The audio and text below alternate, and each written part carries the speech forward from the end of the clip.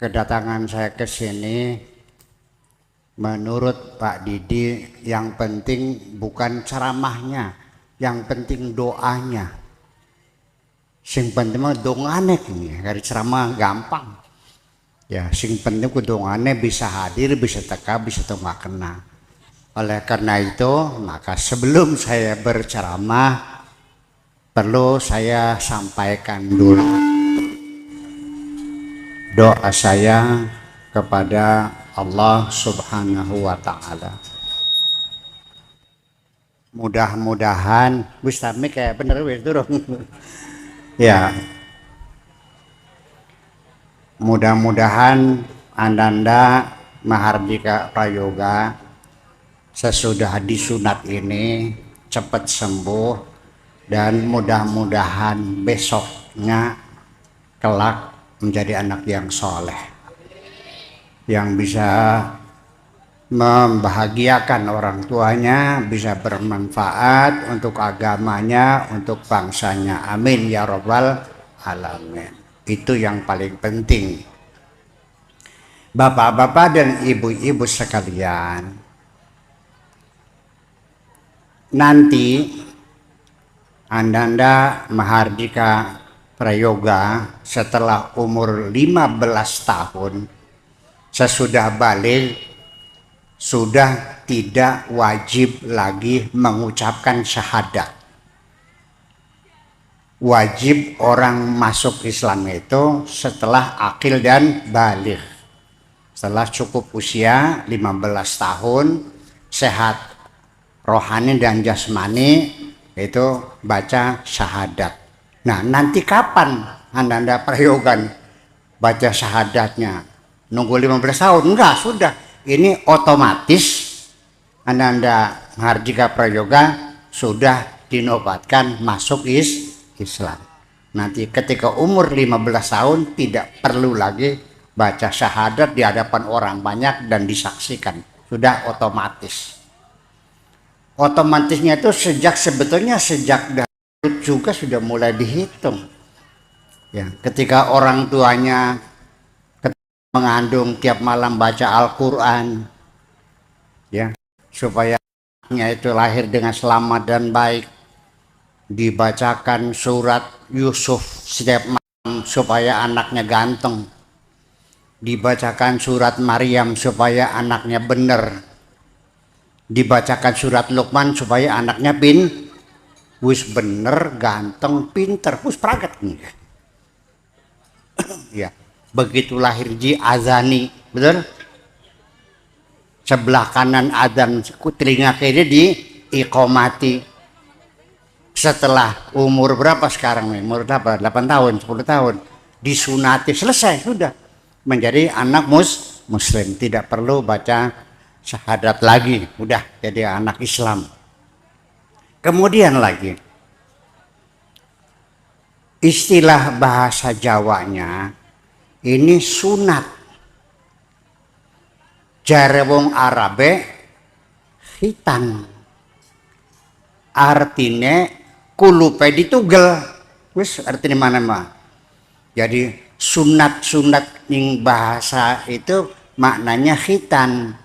Bukan sunat lawannya makruh, bukan apa namanya ahkam taklifiyah, wajib, haram, sunnah, makruh, mubah, bukan itu.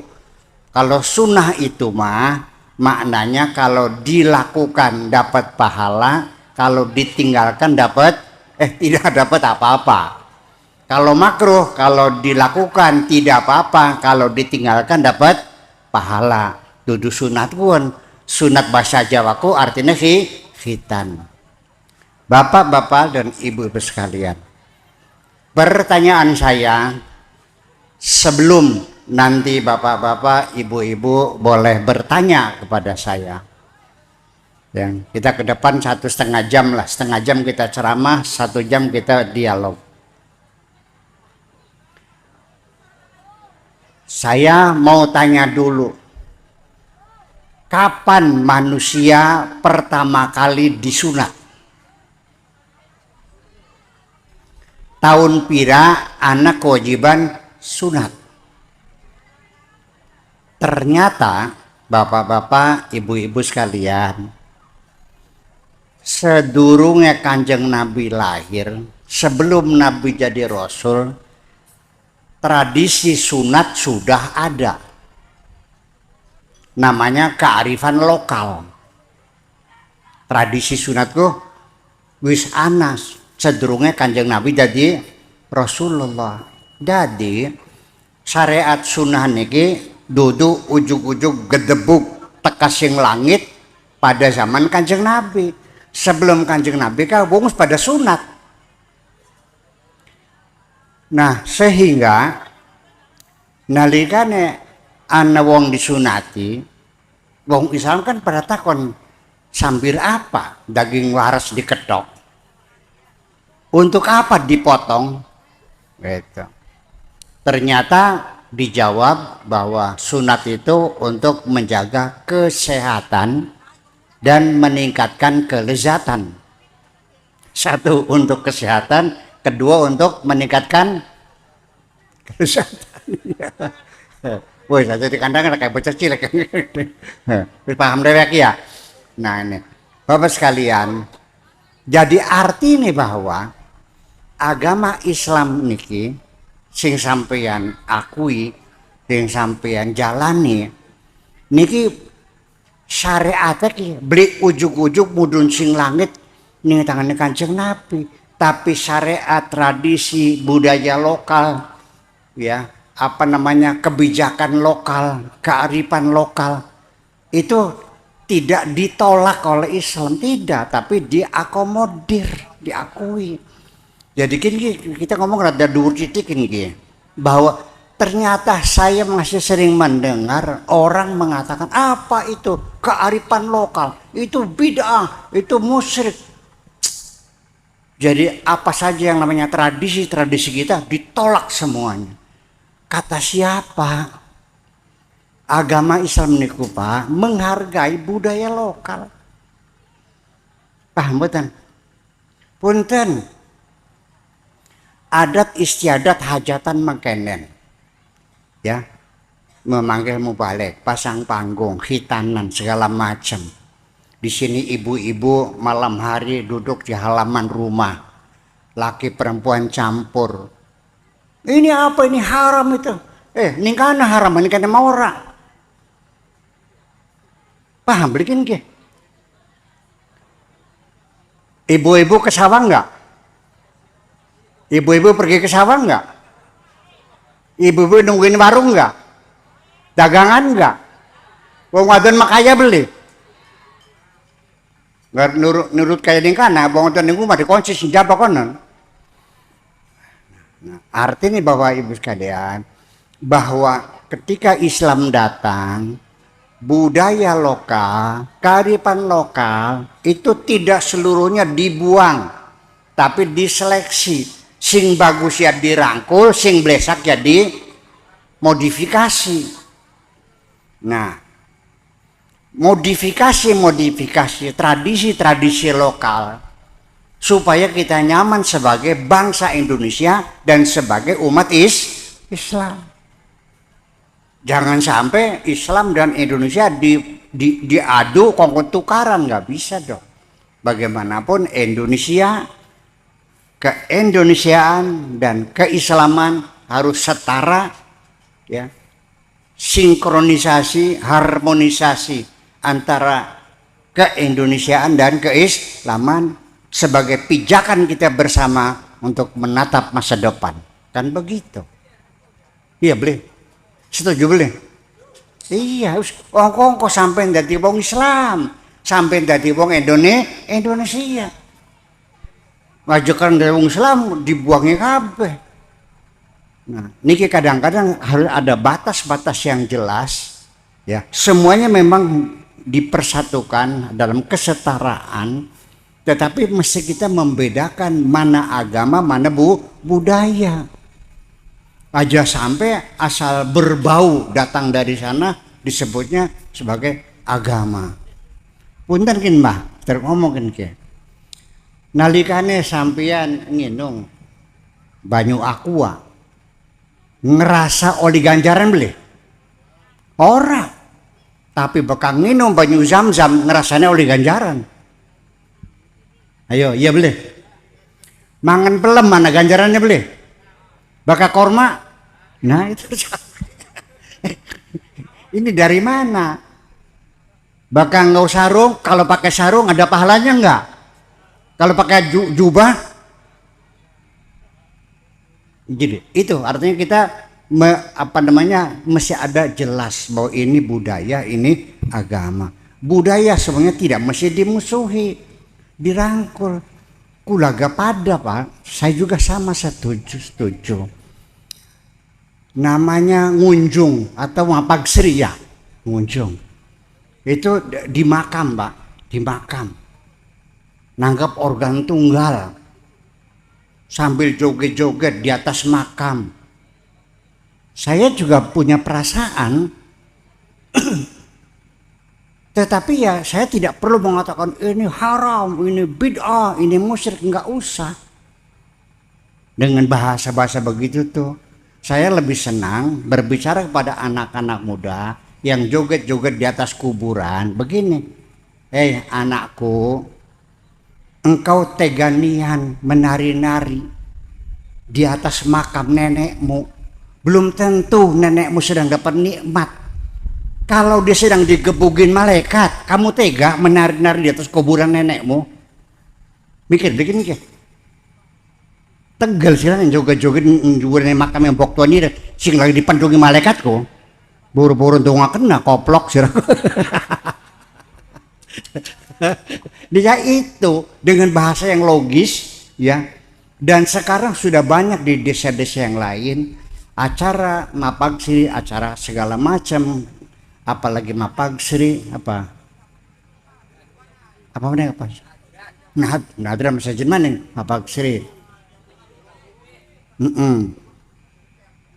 yang sedekah bumi sekarang sudah banyak diganti asalnya dengan tahlilan, betul nggak ya kan bagus ya, jangan diharam-haram.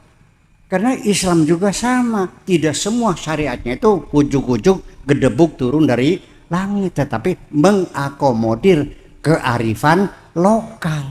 Sunat, oh ya bagus sih, ya wes silakan.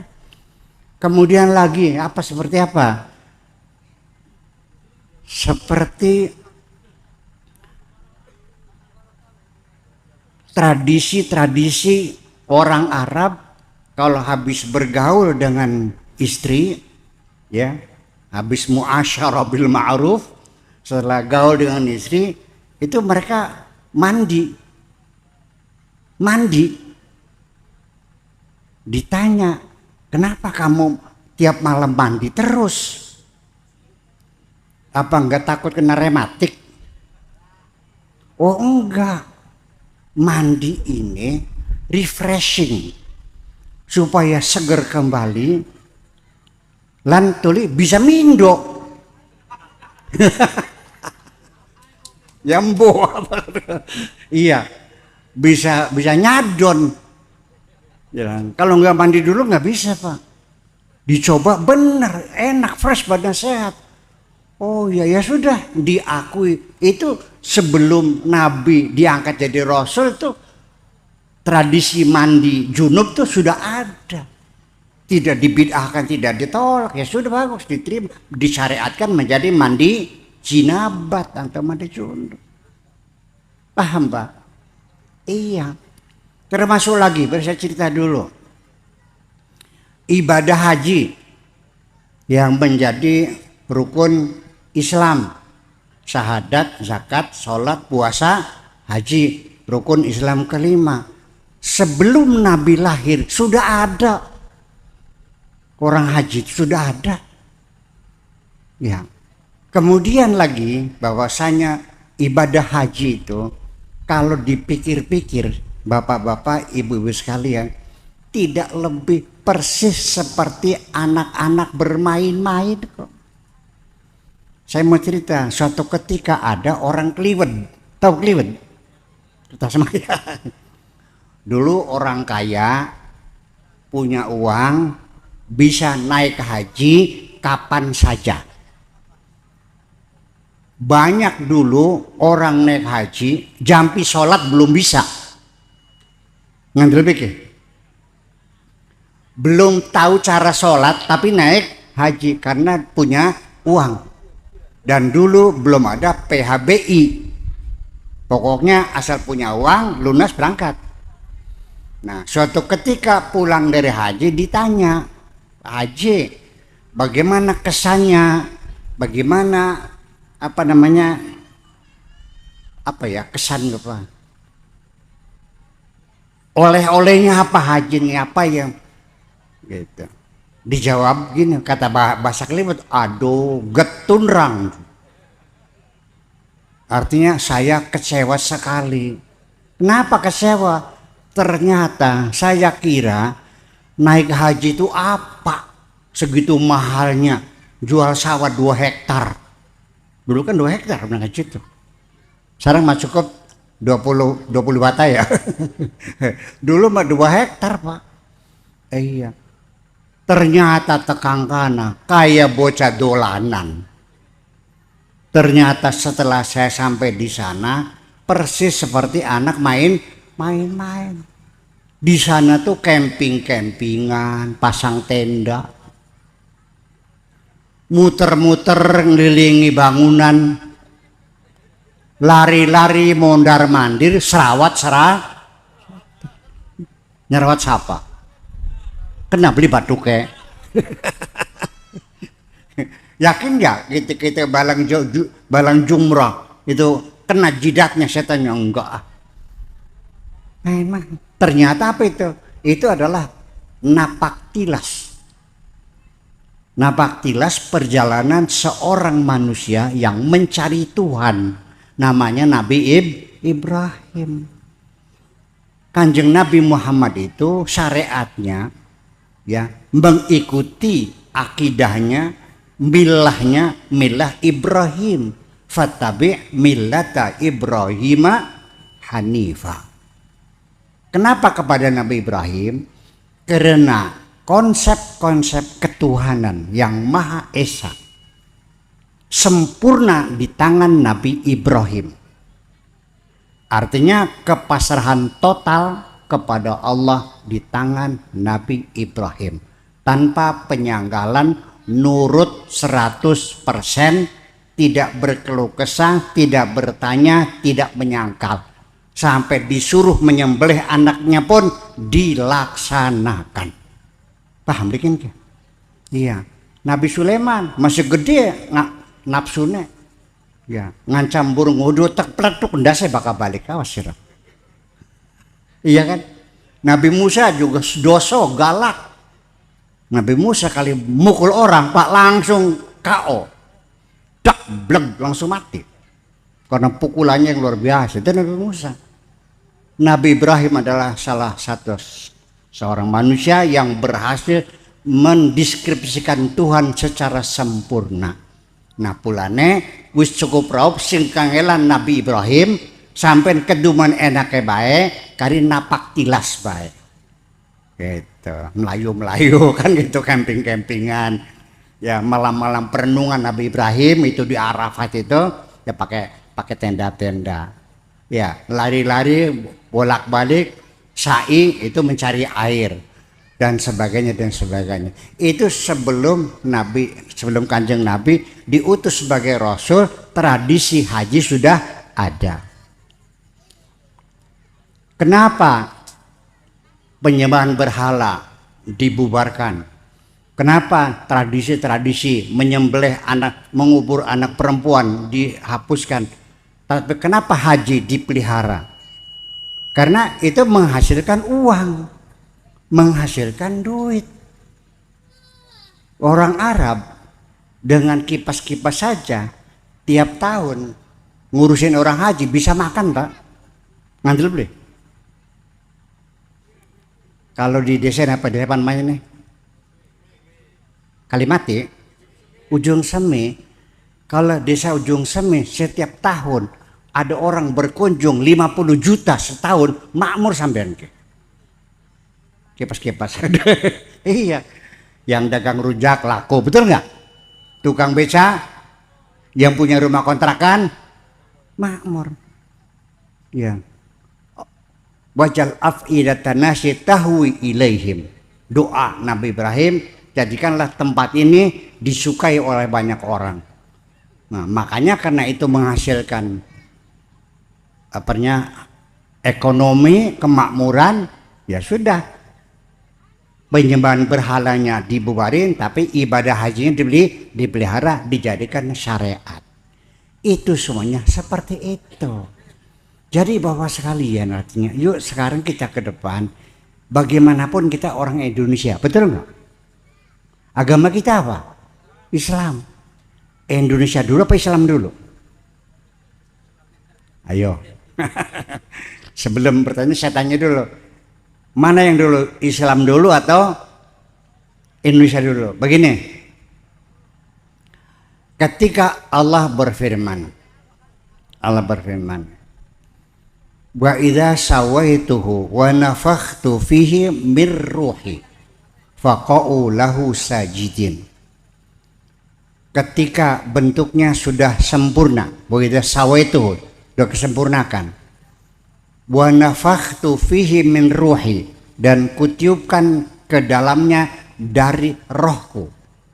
Janin, embrio yang ada dalam perut ibu, kalau sudah bentuknya sempurna, itu umumnya adalah 4 bulan.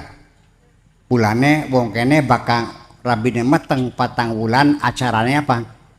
Ngupati. Karena umur 4 bulan itu sudah sempurna manusianya. Sudah kelihatan matanya, sudah ada tangannya, sudah ada hidungnya, ya Pak ya. Jadi artinya kalau sebelum itu masih kayak bakso, mendusake, bahkan sampai seminggu 2 minggu masih kayak bakso, kayak bepokan daging, arane zigot. Nah, sempurna niku setelah umur 4 bulan. Wa nafakhtu fihi min ruhi, dan kutiupkan dari rohku, diempos, roh kemanusiaan, faqa'u lahu sajidin, maka bersujudlah kamu semuanya. Jadi artinya manusia itu masih dalam perut ibu itu sudah harus dihormati, betul? Ternyata sealam dunia yang paling menghormati manusia sejak dalam perut ternyata orang Indonesia. Wong desa apa? Terus ujung semi. Ternyata anak ngupati beli, memitu anak beli. Lah iya, ning arep malah kamu itu kok. Ngupati kulang nggak ada di sana. Kita sebagai orang Indonesia yang taat dengan perintah Tuhan, faqa'u lahu sajidin, menghormati manusia sejak 4 bulan, 7 bulan sampai lahiran dihormati. Jadi hebat dia wong Arab karena wong semi. Ya itu. Nah makanya, ketika manusia dalam perut ibu, agamanya apa? Ya belum ada. Warga negaranya ya belum ada. Wis begitu lahir, apa yang diperoleh? Agama dulu apa warga negara dulu? Warga negara dulu. Langsung jadi warga negara Indonesia. Langsung catatan sipil, daftar akte kelahiran, iya beli. Warga negara Indonesia. Wong jung semi. Ya, masuk daftar kakak, ya kan? Ya iya, warga negara Indonesia. Nah, kapan dia menjadi beragama? Setelah akil dan baligh. Setelah 5 tahun baru dinyatakan agamanya Islam. Dari ulun dia warga negara agama. Warga negara dulu. Jadi Indonesia dingin apa Islam dingin? Indonesia dingin apa Islam dingin? Indonesia dingin. Ya iya, itu masalahnya. Jadi bagian sampean. Jadi makanya ketika negara kita Indonesia perang dengan negara Islam, yang salah negara kamu, yang benar negara Islam. Kamu bela mana? Indonesia dong. Gimana lagi? Bakal bubar garap menang ding di sirane. Iya kan? Biar kalau negara ini bubar, Anda mau tinggal di mana? Itulah yang menjadi kekhawatiran kita semuanya. Ya Allah, mudah-mudahan negeri ini diabadikan Tuhan.